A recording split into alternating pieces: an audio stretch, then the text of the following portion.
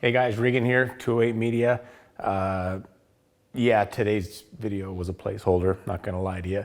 Going into 2020, I've been trying to optimize things here. No matter how things progress, I'm always going to try and optimize expenses as best I can.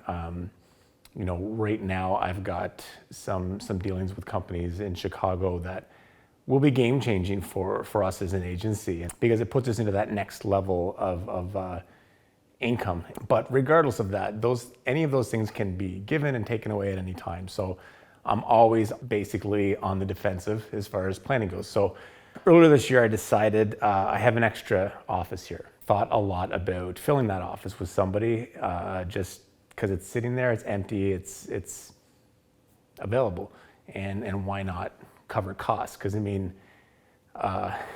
don't know how much of this space I've actually shown, but this is a 3,000 square foot loft, and on the outskirts of Toronto, it's not cheap. So thought about filling that office, but then I started thinking about it again, and because for the most part, when I go to see clients, and a lot of my clients aren't even in this country, let alone in this province, so I decided to optimize the studio for rentals. The great thing about rentals is people will come in, photographers, a couple hours at a time. I can plan my schedule around that. I typically know in advance when they're gonna be here. So if I'm editing or doing something where I need quiet, I don't do that when they're here.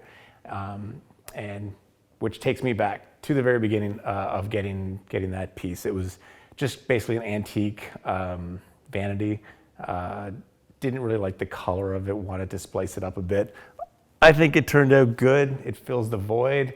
Cost me nothing other than driving to Hamilton to pick it up. In addition to that, there's other things here that I've added to the space. Clawfoot bathtub, bedroom set, kitchen set, more backdrops, just anything I can, the video game, which is kind of for me too, I'm not gonna lie. Anything I can do to basically make this place more aesthetically pleasing, bring in more rentals and cover costs, the better. And it doesn't disrupt my day-to-day workflow. And so that's basically what I did. And I'll probably add a few more things. With that said, going forward, I am trying to get more vlogs in this channel. I truly don't know where I'm gonna land in terms of subject matter with this channel. But I know a lot of it is going to be aimed towards freelancing. I've said before in previous vlogs that I went from a dream job, corporate environment, security, all that stuff, and reverted back to the days of freelancing. And I haven't missed that other world for a minute. I personally feel I have more security here than I ever did in a corporate world. I enjoy my work more. I have a combination now of corporate work, passion projects, a space that I enjoy working out of. I come and go as I please. I work harder now than I ever did, but I enjoy the work. And that's a lot of what I'm trying to do. Not to mention the fact that pending the contract that I'm working out right now with this company in Chicago, my income, and again, in all transparency, my income previously in the corporate world was a six-figure income. I'm probably going to triple that with this new contract that could be coming in. Now, again, there'll be expenses with that and whatnot, but the reason I'm saying this is because I hear so much about freelancers who are struggling, and a lot of it is, they're in 2020 with the demand and the necessity for corporations to convert to a better digital presence. There's no reason why anybody in this line of work should be struggling, and I'm just being honest with you. So I'm gonna leave it at that for now.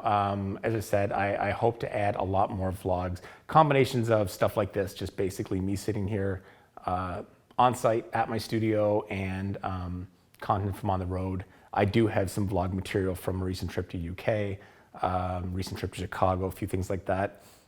Some of it's hit or miss. I jump into these vlogs wanting to make it epic, and then I get so busy with my actual job that I end up, going to the UK, and basically all I filmed was myself driving in a taxi cab, eating fish and chips and having a UK beer. And there's nothing really business related that on there. So it's like, do I post that or do I not? But again, I will get better at this as I go. And but I do hope that I'll be able to share a few different ideas just from my perspective for any freelance producers out there that are trying to grow their own brand. And if you're looking for a few insights, not to mention real-time progress and fallbacks, I'm going to basically expose it all on this channel and kind of show you the good, the bad, and the ugly of going into a freelance agency world and trying to compete. So stay tuned. Thanks for watching. If you have any comments, feel free to leave them below. And until then, I'll see you guys soon. Take care.